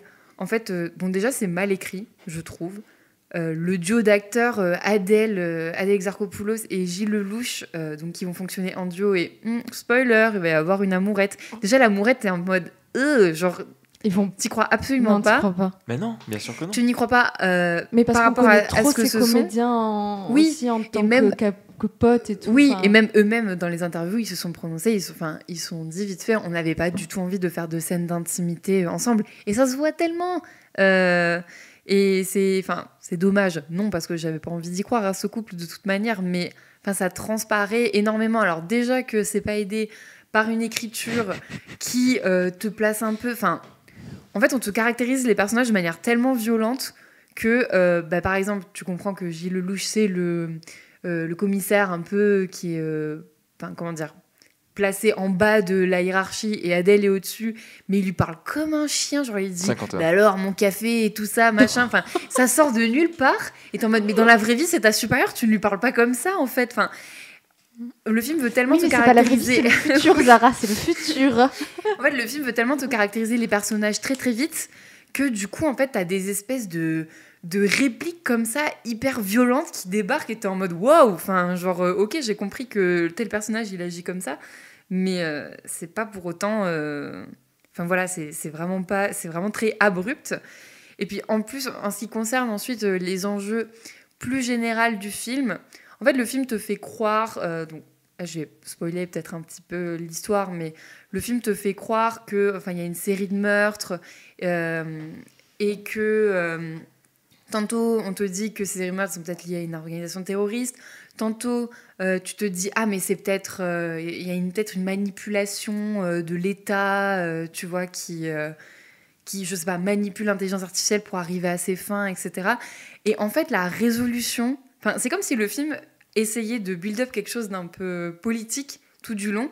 Et la résolution, il dédouane totalement tous ces personnages un peu moralement discutables qu'on a vus. Même le monde qu'on nous présente, les politiciens, les policiers, ils sont très... on nous présente un état violent ou quoi, pour qu'au final, la résolution, ce soit c'est la faute de l'intelligence artificielle, en fait, elle est méchante. Voilà, c'est comme ça, genre... Nous, on aimerait qu'elle soit gentille, en vrai. Oui, voilà, genre... moi, à un moment, je me suis dit dans le film, mais personne n'a pensé à débrancher l'ordinateur. Je veux dire, il y a bien des gens... Je me dis, pourquoi personne juste unplug la machine, tu vois ?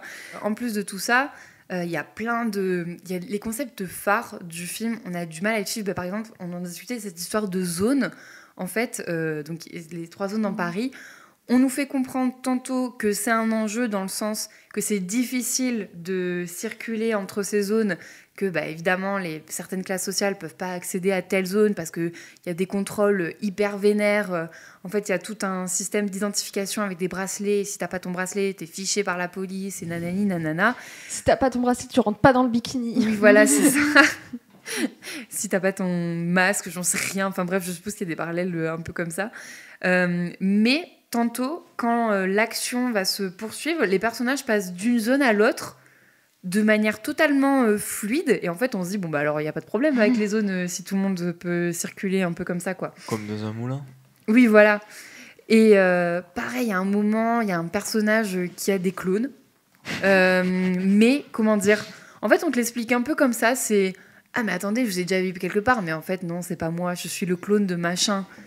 Et la question des clones, elle n'est pas abordée du tout dans le film, ça ne choque personne. Enfin, je veux dire, J'ai Lelouch, il est face à un fucking clone, il est en mode, ok. Et donc, du coup, après, l'histoire, elle continue.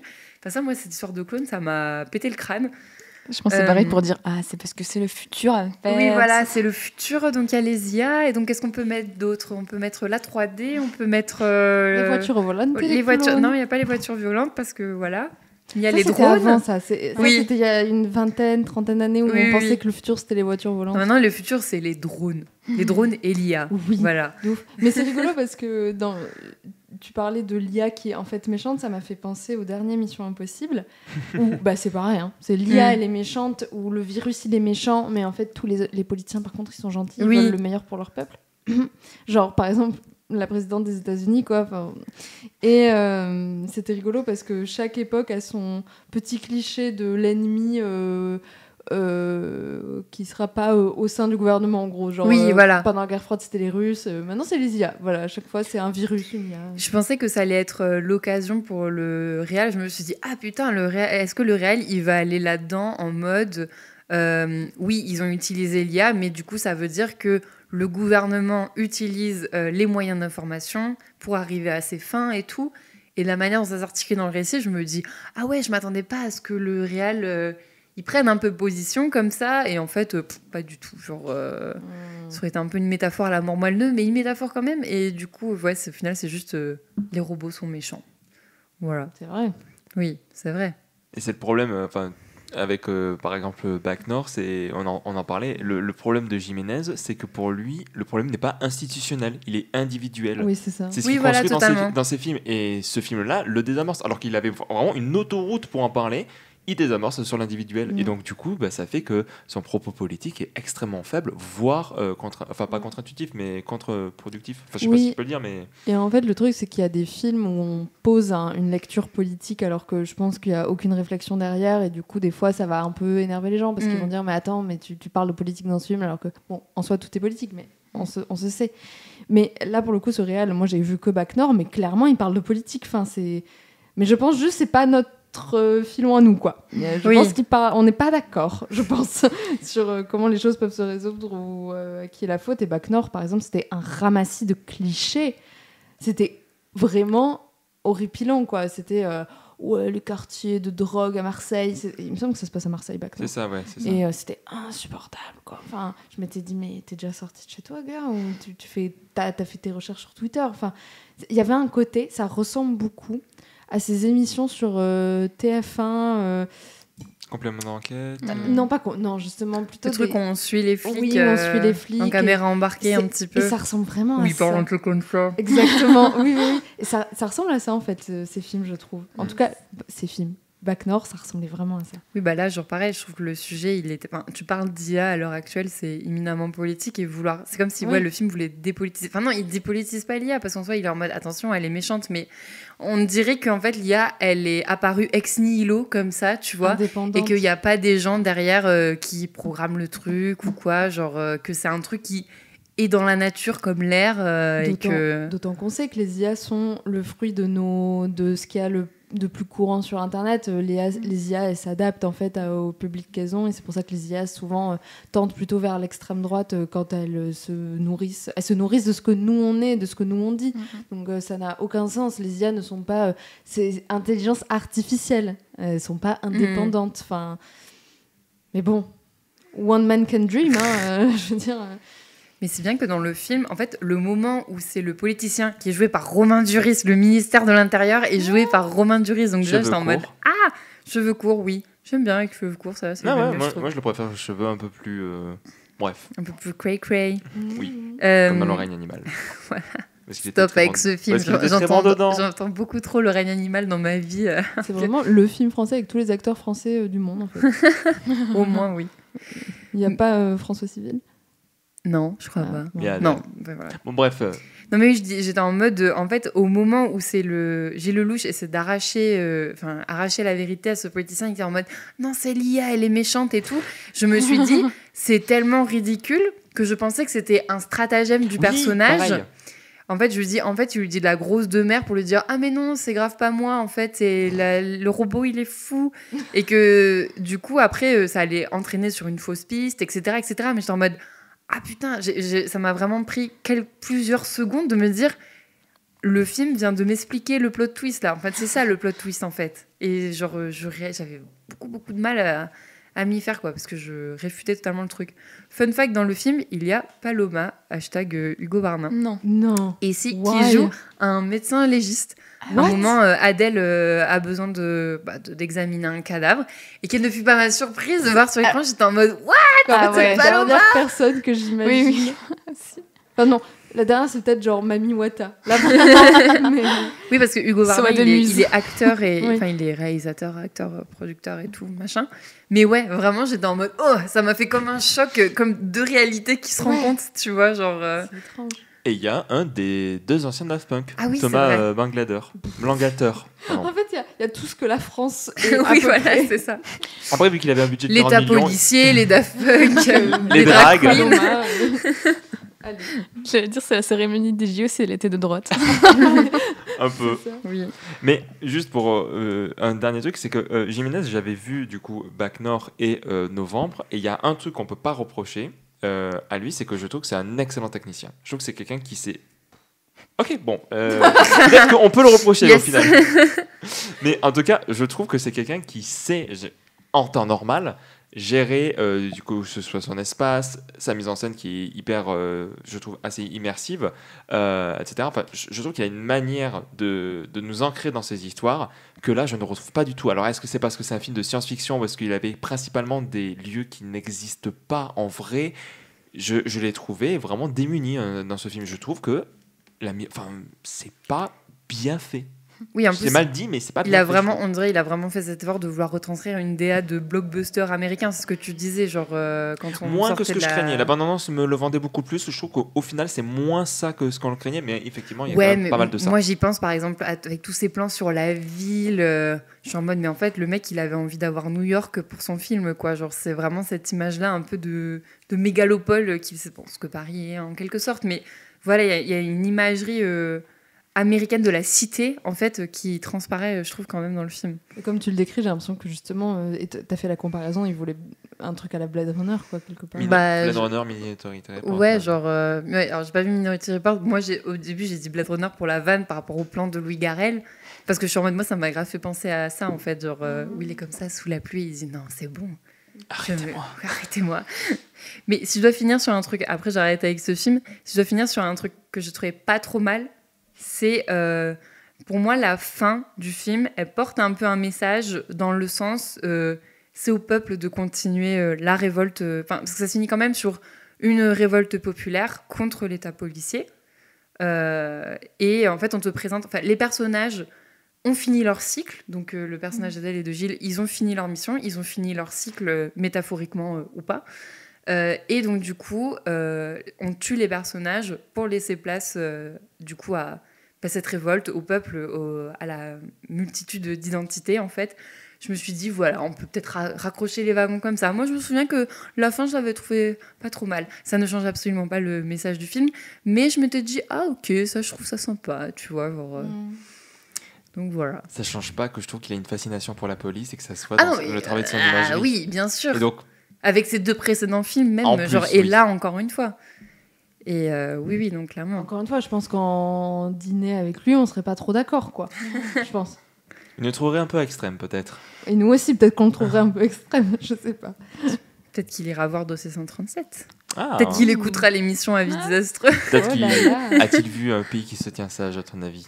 Je pense que, je sais pas, moi j'ai envie de me dire que oui, parce que si le mec, il aime l'imagerie policière, mais aussi dans ses travers, pour moi, c'est pas que un bandeur de police, tu Oui. vois, genre... Mais c'est son imagerie que je trouve qui Oui, non, bien sûr. va plus d'un côté que de l'autre. Oui, il y a l'appétence et comment on la retransmet après. Bref, eh bien, merci pour ce petit tour filmique. C'était fort intéressant et j'espère que ça aura donné envie à nos auditoristes d'explorer soit l'un, soit l'autre des 4 propositions. Bref, comme d'habitude, pour ces petites émissions de chill, on va finir par un jeu qui nous a été préparé par Robin et Julie. Je ne sais pas s'il y a un jingle pour le jeu, donc on le lance maintenant. Tu veux le mettre? Ouais, petit jingle maintenant. Vous voulez niquer avec mon ami et moi? Ah oui, pourquoi pas? Pardon, excuse-moi. Donc, Pendant toute l'émission. donc le jeu, vous l'avez reconnu avec cette musique suave et ce petit saxo, c'est le jeu des films qui baisent ensemble. Si vous n'êtes pas un aficionado du podcast, on va vous expliquer le principe très vite fait. Donc il s'agit de présenter 2 films comme s'il ne s'agissait que d'un seul. Et en plus, les titres doivent avoir un mot en commun pour pouvoir bien se mélanger. Par exemple, le fameux exemple qu'on fait à chaque fois, si je vous dis « Un lionceau nommé Simba est exilé de son royaume après avoir été accusé d'être responsable de la mort de son père Mufasa. Seulement, il est amené à monter sur le trône à son tour et à prononcer le discours d'entrée en guerre contre l'Allemagne malgré son problème d'élocution.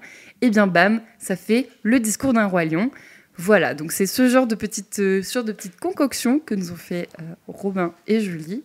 Je ne sais pas qui c'est qui veut commencer. Bah, sinon, on peut faire un Enfin, chacun. un ping-pong, Ouais, ça me va. Allez, bah Julie, C'est moi qui commence. à toi l'honneur, vas-y. J'inaugure. Non, voilà, pour tout le monde, c'est la première fois que je me prête à cet exercice, mais du coup, j'avais vu que Robin faisait ça et j'étais en mode ah, ça a l'air rigolo. Et du coup, j'en ai fait aussi. Donc, J'espère qu'on n'a que pas ça les va- mêmes. C'est Non. l'épisode des nouveautés. Et j'espère que ça va marcher aussi. L'épisode des nouveautés, mais pas des nouveautés. Mais pas d'une nouveauté, car c'est le même Hey. thé depuis 3 émissions. Le rooibos, on le connaît très bien. Merci Aude. Il est délicieux. Ok, donc je vais faire le petit synopsis. À vous de jouer, les amis. 2 petites filles s'installent avec leur père dans une grande maison de la campagne de Détroit, ville gangrénée par le crime organisé, afin de se rapprocher de l'hôpital où séjourne leur mère. Elles vont découvrir l'existence de leur nouveau voisin, un officier de police laissé pour mort après une fusillade. Il est merveilleux et fascinant et devient alors le parfait cobaye pour la création d'une nouvelle arme, un être hybride mi-homme, mi-robot, qui se nourrit de glands et peut voler. Oh, il y en a 3, non? Non, il n'y en a que 2. Moi, alors, j'en ai un, mais c'est pas ça. C'est mon voisin Terminator. J'ai cru que Alors, c'était t'as le premier, mais Oui, c'est j'ai pas vrai. le Ouais, deuxième. j'ai Il y a mon voisin Totoro et l'autre. C'est quoi? C'est C'est le une sorte cobaye. de. Non. C'est quoi? C'est une sorte d'inspecteur robot? Un peu. Ah, Robocop, attends. Mon voisin. Mon voisin Toto Robocop. Oui. Génial. C'était bien mon Incroyable. voisin Toto Robocop. Oui, moi, il n'y avait aucun jeu de mots. J'étais en mode Terminator. c'est tout. Mon voisin Terminator. Terminator. Après, ça peut être très sympa, mon voisin Terminator. Moi, je suis chaud à le voir. Hein. Bravo, c'était bien ça. Oh, putain. Bah, du À coup. toi. Alors, attends, hop. Ah, il faut passer du 2. Mais pourquoi ça. Pourquoi tu tiens ton téléphone comme ça, mais... Mais parce que j'avais désactivé la rotation, c'est pour ça. Alors, au cœur des montagnes du sud du Maroc, un père accompagné de son fils recherche sa fille aînée qui a disparu. Il rallie un groupe en route vers une énième fête dans les profondeurs du désert. Durant leur voyage, le fils va faire une expérience renversante. La rencontre d'un jeune chef à la tête d'un restaurant parisien étoilé qui cache un lourd secret dans sa toque. Elle est trop bien. On le dit en même Oui. temps. Ok. 1, 2, 2, 3, 3. Siratatouille. Oui. C'est trop bien, bravo. Vraiment, quand j'ai pensé à Sirat, je me suis dit ratatouille. Ah non, tu vois, si j'avais le son, j'aurais mis un petit... Attends, ça doit être lui. J'aime trop la phrase. Quand j'ai pensé à Sirat, je me suis dit ratatouille. Oui, moi aussi. Oui, alors, dans ce jeu, bien sûr, Oui, hein, oui, non, évidemment pas dans pas la- face au Au film. cinéma, il était en c'est comme ratatouille. Mais oui, le fils c'est Rémi. Nice. Ok, à moi donc. Après avoir grandi dans un quartier difficile de Miami, Chiron et Suzy, 12 ans, concluent un pacte secret et s'enfuient ensemble. Toute la communauté se mobilise pour les retrouver. Paula, la mère de Chiron addict au crack, les parents de Suzy au bord du divorce, ainsi que toute la troupe de scouts locaux. Alors qu'une violente tempête s'approche des côtes et va bouleverser la vie de la communauté, Chiron tente de trouver sa place dans le monde. Il devra se battre contre les stéréotypes de la masculinité afro-américaine pour pouvoir vivre son homosexualité. Est-ce que j'en ai le deuxième, Rien. Ok. Moi, j'ai le deuxième aussi, je crois. je pense. Mais... Moi aussi, je pense, mais... Ah, le premier. Le premier, j'ai pas la ref. Moi non plus. C'est lequel que vous Est-ce que tu as avez? vérifié ou pas si on avait vu Le les truc films avec sur- Chiron et tout. Attends, mais non, c'est le deuxième Chiron. Il s'appelle comme ça, le mec, dans le plus. deuxième qu'on. Je sais plus. Oh, moi je ne sais. J'ai ni l'un ni l'autre. J'ai Jurassic Park. y a Donc peut-être je pense pas que de oui, voilà. Jurassic ouais, Park. c'est sûr. Les fameux cocaïnomanes. On disait le second. Enfin, est-ce que le second, c'est. Enfin, genre, est-ce qu'on fait des propales ou. Oui, Oui, vas-y. bah oui, Le oui. second, Le second, c'est Moonlight. Ouais. Ok. Ouais. Et alors, du coup. Le premier, c'est avec du coup des enfants de 12 ans qui s'enfuient, Moi j'ai le secret de. poursuivis par Oui, des moi j'ai pensé le secret scouts. de Terabithia, mais c'est Ah, mais attends, mais. Attends. poursuivi par des scouts. Ah, mais. Sur une île. Oui, mais du coup. Oui, attends. Peter Pan. Merde, c'est fou. Les scouts et une île, moi j'ai Bah, pas c'est- la ref. Moonlight Kingdom. C'est Moonlight Ah, Kingdom. En fait, J'ai moi, pensé, mais j'imaginais un comme- truc hyper bresson, en fait. et- Bah non, en fait, du coup, il y en a un qui était bresson, l'autre pas du tout.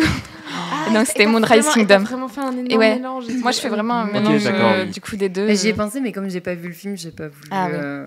Ah, j'avais pas Moonrise Kingdom. Putain, ça fait longtemps que je l'ai pas vu. En Peut-être fait, il faut que je le revoie. J'ai vu mon récit récemment Mais oui, et je j'étais en sais, mode, en oh plus. là, ça fait trop Moonlight Kingdom. J'adore. Allez. Alger, 1938. Un jeune homme d'une trentaine d'années, modeste employé, vient d'enterrer sa mère. Le lendemain, il entame une liaison avec sa collègue de bureau. Puis il reprend sa vie de tous les jours. Cependant, un jour de pleine chaleur, il va tuer une femme enceinte sur la plage. Un jeune agent des services secrets se lance alors à sa poursuite, avec en tête un plan de vengeance aussi diabolique que l'est le criminel avec ses victimes. Ah, merde. Donc normalement vous avez le premier, mais Oui. c'est le second Ouais. sur lequel... En fait, ça ressemble au pitch de tellement de trucs. Alors, tu peux répéter Le deuxième? Ouais, le deuxième. Alors, il va tuer une femme enceinte, ça c'est important. Un jeune agent des services secrets se lance alors à sa poursuite, avec en tête un plan de vengeance aussi diabolique que l'est le criminel avec ses victimes. Après, je pourrais vous donner un indice. En fait, le deuxième, ça me rappelle un film, mais je crois pas que ce soit celui-là. Tente? Un truc de Fincher, là. Non, c'est pas Ah, lui. mais non, mais Oui, moi c'est- aussi j'ai pensé. Mais Mais non, ça mais marche c'est- pas. c'est- En fait, différent. autour de vous trois, il y en a une seule qui l'a vu, c'est Julie. Ah. Mais après, peut-être que vous connaissez Allez, le Julie, pitch. vas-y. Film coréen? Oui. Ok, attends, mais je cherche le jeu de mots du coup. Attends. Est-ce que déjà vous pouvez dire le premier? C'est L'étranger. Oui. Et le deuxième, c'est J'ai rencontré le diable. Et donc, ça donne L'étranger rencontrait le diable. L'étranger rencontré le diable. Wow. Oh Ok, ok. Bravo. Film 2, j'ai rencontré le diable. Kim Ji-woon. Qui est très bien, mais c'est pas son meilleur, je trouve. Voilà, Film regardez. extrêmement violent. Moi, quand je l'avais vu, j'étais un peu au mode waouh, c'est. Tu l'avais vu à Gérardmer, toi, non? Non, Ah. je l'avais vu avec des potes. On s'est dit, hey, si on voyait ce film. Et là, le truc, il est vraiment full violence. Je m'attendais à un peu plus. En fait, on me l'avait tellement vendu. Voilà, c'est ça. Moi, que- Oui, c'est quand vrai j'ai que. découvert sans savoir ce que c'est, j'étais en mode, ok, ça fait un peu beaucoup. Mais c'est sympa. Enfin, voyez-le à l'occasion. J'aurais pas dit c'est sympa, tu vois, mais Oui, après, non, c'est chacun. vrai. C'est chouette, c'est feel good, quoi. Ok. Toi, t'as fait 5, c'est ça? Ouais. Alors, celui-là, c'est avec le titre français. Donc, prenez en considération. Mais bon, c'est le. Bref, on s'en fout. Les bagnoles. Non, ça, c'est québécois. Dans la Nouvelle-Angleterre des années 1860, un père part comme aumônier pour la guerre de sécession, laissant derrière lui 4 scientifiques qui ont acquis des pouvoirs surhumains après avoir été exposés à des rayons cosmiques lors d'une mission spatiale. Ils vont alors faire la connaissance de leur voisin Laurie et de l'entité cosmique Galactus. La guerre de C'est sécession. Mister les 4 fantastiques. j'en sais rien. Non. Genre, il y a les 4 fantastiques. Pourquoi Mister? Je sais pas, il y a pas un film qui s'appelle Monsieur Fantastique. Ah! Mais. Attends, tu peux répéter le premier? Enfin, tu peux répéter C'est le père début, qui pardon? part Ah, le début. à la guerre. Ouais, en Nouvelle-Angleterre, du coup, un père part comme aumônier pour la guerre de sécession, laissant derrière lui 4 scientifiques. Parce que là, j'avais Captain Fantastic à cause de ce que tu as dit. Captain 4 Fantastic, mais ça marche pas du coup parce que c'est pas à cette époque-là. Ah, Non, du tout, Ah, pardon, non, je suis non. en mode mince, j'aurais dû donner plus d'indices, je pensais que ça allait être plus facile le premier. le truc des aumôniers. Ouais, c'est pas le En combien? 1860. 1860. Ah, mais attends. Qu'est-ce qui s'est passé en 1860? Beaucoup de choses. Eh oui. J'ai pas Guerre donné de assez sécession. d'indices en fait. Comment? Je pense que j'ai pas donné assez d'indices. C'est pas genre. Est-ce que c'est les filles. Oui. Ah, mais je l'ai pas vu. Les filles du docteur. Les 4 filles du docteur March. Ah, Les 4 quatre fantastiques filles du docteur March. Ok, oui. Oh. Ou les 4 fantastiques du Dr March, moi j'avais noté. Oh, Je dis ok. Ah, fille fantastique. Ok, oui. Bravo. Mais oui, c'est vrai qu'en français, parfois c'est les 4 filles, parfois c'est juste les filles du Dr March. J'étais en mode, ah mince. Donc c'était les 4 fantastiques. Bravo à vous. Celui-ci, vous l'avez vu. Un agent d'infiltration perturbé et un policier corrompu, frayant tous les deux avec le crime organisé, tentent chacun de leur côté de se remémorer leurs dernières vacances ensemble en Turquie, où des signes avant-coureurs étaient déjà présents. J'en ai un, j'ai pas l'autre. Moi, j'ai le second. Ouais, vous avez le second. Si je vous parle d'agents d'infiltration et de policiers corrompus, les deux qui essayent de se poursuivre l'un l'autre. Toi, tu l'as vu. Ah oui, oui. Ok. Moi, j'ai le premier. Moi, j'ai le premier et j'ai le second, mais je vois pas. Enfin, non, mais alors non. Si. Attends, c'est quoi Le le premier? premier, c'est Infernal Affairs. Oui. Le second, c'est After Sun. Donc, Infernal After Sun. Infernal After Sun. Oh. Pas mal. Joli. Ah oui, j'avais pas le premier. Beautiful. Drôle. Ok, continuons alors. Ok, j'espère que ça ira. Dans cette famille dysfonctionnelle, tout le monde a ses travers. Alors que le père tente désespérément de se bâtir une carrière en tant que coach de motivation, sa femme, qui ne voit plus que les mauvais côtés de leur tumultueuse histoire d'amour, décide de faire effacer de sa mémoire toute trace de cette relation. Mais quand leur fille de 7 ans décroche une invitation pour participer à un concours de reine de beauté en Californie, toute la famille décide de faire corps avec elle. Ils entament leur voyage et remontent le fil du temps, aux prises avec des événements inattendus. Le couple redécouvre qu'ils s'aimaient depuis toujours. Little Miss Sunshine of the Spotless Mind. Oui. Oui. J'essaie de trouver comment l'articuler dans ma tête. Etern Little Miss Sunshine. Oui, c'est Non, pas moi je fais pas des trucs aussi compliqués que toi d'habitude. Bah, bien joué. Bravo à vous tous, vous avez trouvé. Allez. Un jeune réfugié politique réussit à se faire engager comme lobby-boy d'un prestigieux hôtel. Le concierge de l'établissement qui veille sur ce mythique palace le prend sous son aile. Ensemble, ils s'occupent des désirs de chaque monstre de l'hôtel. Mais tout se gâte lorsqu'un humain débarque par hasard à l'hôtel et se lie d'amitié avec la fille du propriétaire. The Grand Budapest Hotel Transylvania. Oh. Exactement. Hop là. Parce que moi j'avais Monstre et compagnie, j'essaie de mettre ça. J'ai pas vu Hôtel Transylvanie, je sais pas s'il y en a qui l'ont vu ici. Moi, Et t'aimes bien? bah, je l'ai vu, j'étais un peu jeune, mais ouais, j'aime bien en vrai. Et j'ai été curieuse toujours de voir les suites. Ouais, il y a une En fait, c'est l'animation un peu je sais même plus. goofy, l'animation Ouais. un peu goofy me fait rire. C'est quel studio ça d'ailleurs? Hôtel Transylvanie. C'est une bonne question. J'allais dire DreamWorks, mais je Bah, crois j'ai envie de dire qu'il a- DreamWorks je aussi, crois mais que- c'est pas leur DA pourtant. Toi, il t'en C'est reste un possible. du coup. Ouais, il m'en reste un. On va voir qui derrière de Transylvanie. Ouais. Tidididi. Sony. C'est Sony. Ah, ceux qui ont fait Spider-Verse. Et oui. Ah, on voit que Voilà. c'est le même. Ah là là. Là, c'est C'est la même plus chose. cohérent. Ok, du coup, pour le dernier que j'ai, cette fois, ce sera avec le titre en anglais, donc gardez ça en tête. Are you ready? Yeah. Au cœur de Los Angeles, une jeune recrue du FBI rêve de devenir actrice et résout des enquêtes entre 2 auditions. Quand une série de meurtres macabres frappe la ville, elle est envoyée interroger un pianiste de génie emprisonné, autrefois célèbre sur la scène jazz, aujourd'hui criminel notoire et manipulateur hors pair. Un lien étrange va se tisser entre eux, mais leur coup de foudre résistera-t-il aux énigmes des tueurs en série et à la vie trépidante d'Hollywood? Je crois Moi, je crois que j'ai le premier, mais je suis pas aussi. sûre. Là, j'ai vraiment mélangé les deux, donc Mais le pianiste, machin. Je peux Ouais, en ouais. proposer un. bien sûr. The Silence of La La Lamb. Oui, c'est ça. Oh, waouh! Incroyable. Il est- La la lem. Silence of the La La Lamb.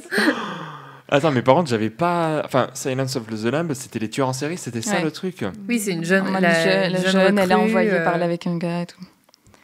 Bravo. Eh bien, bravo à vous. Oui, C'est un plaisir. écoute, bravo. Romain, qu'est-ce que tu fais?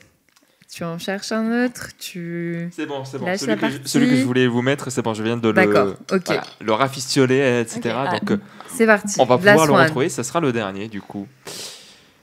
Un homme croise par hasard celui qui croit être son ancien tortionnaire. Mais face à ce père de famille qui nie farouchement avoir été son bourreau, le doute s'installe. Il va donc chercher au 7e étage du building de l'entreprise Lester et, en clashant des dossiers, il découvre une porte dérobée et l'emprunte. Celle-ci le conduit pour 15 minutes à l'intérieur d'un célèbre acteur. Alors là. Je même pas Moi, j'ai le aucune premier, idée. mais je vois le film, mais je me souviens pas du nom. Moi, ça me dit vaguement quelque chose, mais Il y a Fantôme dans le premier. Non. Non, c'est pas ça? Le premier, Ah ouais? Je crois que je vois le que c'est. un homme croise par hasard celui qui croit être son ancien tortionnaire, mais face à ce père de famille qui nie farouchement avoir été le bourreau, Ah non, je le confonds doute avec un autre s'installe. film. Je confonds avec un autre film. Tu l'as vu, lui. Je crois que sais tu l'as j'ai vu. le premier, ce que je peux tenter. Vas-y. Mais j'ai pas le deuxième du coup. Vas-y. C'est un simple accident. Oui, c'est un simple accident.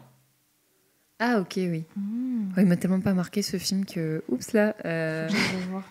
J'ai pas trop. ça m'a pas... Ça m'a pas Et du branché. coup, avec l'acteur, quoi. Ouais, en fait, il rentre dans une porte qui l'amène dans le corps d'un acteur le temps de 15 minutes. Ah, ça, je connais pas ce film, je crois. On connaît ce film? Bah, pour moi, ouais, je pense que vous le connaissiez. Je peux vous donner un indice, c'est par Spike Jonze. Après, si je vous dis le nom de l'acteur, ça va peut-être vous aider aussi. De quel acteur? Mais en fait, moi, c'est le rentrer dans le corps d'un acteur pendant juste 15 minutes. C'est Ah, peu. Après, dans le film, c'est ça, mais après, juste, il rentre dans le corps d'un acteur, si tu veux. Mais c'est juste que dans le film, il reste 15 minutes dans le corps de cet acteur et après, il en ressort. Et s'il veut retourner dans ce corps, il doit repasser par cette petite porte qui se trouve dans le building. Mais vous l'avez peut-être pas vu, le film. Ah, je pense que là, c'est suffisamment détaillé, je me dis... Mais juste, il rentre dans le corps d'un acteur, quoi. Non? Si je vous dis John Malkovich, ça vous Je parle ou pensais à pas? ça, mais c'est Spike Jonze qui l'a réalisé? Oui. Ah, je pensais que c'était Tu- Kaufman. Kaufman, c'est le scénariste. Ah, d'accord, ok. Alors maintenant qu'on va faire un genou avec ça. Est-ce que vous voyez le titre français du film avec John Ah, Malkovich? Non. je connais Bing. Je connais Ah pas ouais, le titre tu en connais anglais. pas le titre français? Ah, il n'y a pas John Malkovich dans le titre? Si, mais c'est pas Being en français. Ça, c'est le titre anglais, mais le titre je français. Dans la peau de Et John donc, Malkovich. du coup, ça donne Un simple accident dans la peau de John Un simple Malkovich. accident. Un sample. Un simple accident dans la peau. de John Malkovich. Ah waouh. C'était hyper capillotracté. Ah bah comme souvent, vu que c'est Oui, souvent oui, sur oui. la même syllabe, etc. Ok. Et du coup, encore une fois, enfin, je sais pas comment Julie, toi tu t'y es procédé, mais moi à chaque fois que je dois écrire, c'est vraiment, je fais dans simple accident, dans, Ouais. et après je... Ouais, moi aussi je faisais ça. Ah, t'as fait comme ça aussi, Ouais, donc tu ouais. répétais à voix haute en espérant que personne ne te croise. Dire, Et j'étais en mode quel film commence par dans. Ouais, parce que c'est trop dur avec les trucs comme ça, c'est qu'il faut que ce soit faisable, mais pas trop faisable. Voilà. Ouais. Pas trop facile. C'est nul ce que je veux dire. Je mais- remarque. Je sais pas si- Après, c'est pas. Fine analyse, bravo. Ouais, quand il y avait Sunshine les deux fois, j'étais en mode, ah bah, c'est pas grave, ça Bah marche. oui, non, bien c'est sûr. plus facile. Tout à fait. Et ben voilà, mais putain, quel Voilà. plaisir. C'était sympa, bravo à tout le monde. Et merci Bravo, en tout Sarah. cas pour vos petits jeux. Tu pourras en refaire, Julie. Oui, si tu veux, si ça vous a plu. Peut-être la prochaine fois, ouais. Peut-être Pourquoi qu'il y a pas. d'autres. Après, on a plein d'autres jeux. Oui. Plein d'autres jeux. Il y en a un que je veux lancer, je t'en ai déjà parlé. Non. Celui des commentaires YouTube. Ah oui, c'est vrai. Faut se Ah, faire genre un commentaire YouTube pour quel film? Oui, voilà. Parce que Incroyable. vraiment, il y a des pépites. Ah, mais- Vraiment. Ça, c'est dur parce que vraiment qu'il donne des indices sur. Enfin, En fait, Ouais, Bah, tu le le bipes film. un peu, je pense. ce que je pense, c'est que en fait, progressivement, je vous donnerai de plus en plus d'indices. À un moment, ça sera juste ah lol, j'aime le film. Et après, plus explicitement, ça sera. il a dit ah lol, j'aime le film. À votre avis, c'est quoi? Ça pourrait être n'importe quoi, mais je pense Pirates des Caraïbes. Et ben, c'était ça en fait. Non, je pensais au film avec Michael Jackson. Parce c'est que des parce fois, il y a des commentaires tellement random. que- C'est ça, mais voilà. Et d'autres, est-ce que. Bref. Ah, bah ça va être fun. Ouais. Bref, du coup, merci beaucoup pour ces petits jeux, comme on a dit. Si l'émission vous a plu, n'hésitez pas, surtout à nous suivre sur les réseaux sociaux, sur Instagram, sur Twitter, même si on est plus actif sur Instagram, je pense. Je ne sais pas, je demande à mon kiff-kiff. C'est aficionados kiff-kiff en ce moment. Twitter en face. Mais pour suivre l'actualité, pour être sûr de ne pas louper les prochains épisodes, comme on vous a dit, la prochaine émission sera une capsule sur Dossier 137. La prochaine émission sera présentée par une de mes collaboratrices autour de cette table. Je Ouais. sais plus, on a Je sais tiré au plus. sort. Qui avait mais gagné moi- le. Ah. C'est Julie. Et Ça c'était sera moi. Julie. Du coup, la Ouh. prochaine émission sera présentée par Julie. Avec grand plaisir. On a hâte de voir ce que ça va donner. Eh bien, Un désastre, sûrement. Mais non. Eh ben, ça, Bah, tombe bien. ouais. Ça s'appelle Avis désastreux. Donc, si tu veux faire un désastre, Oui, attention, ça C'est s'appelle pas mais présentation maintenant. désastreuse par contre, alors s'il vous plaît. oui. Bon, du coup, tout ça pour dire Merci Julie. Merci Sarah, merci à tout le monde. Merci Léa. Merci beaucoup. Et merci Robin. Et merci à toi, Zara. Et oui. Et voilà. Les gens qui t'applaudissent. Ça m'a pris de court. Et merci les gens qui nous ont écoutés. C'est vrai que c'est surtout ça en fait qu'on devrait dire. Surtout vous. Oui. Et surtout vous, le public. Non bref. Mais c'est grâce à vous qu'on est là. Bon bref, je suis en train de m'étaler là, il est tard. Merci pour votre écoute et on espère que ça vous a plu. Et surtout, n'oubliez pas, le pire avis qu'on puisse avoir, c'est celui qu'on ne partage pas. Allez, bisous, au revoir. Et là, Robin, il fait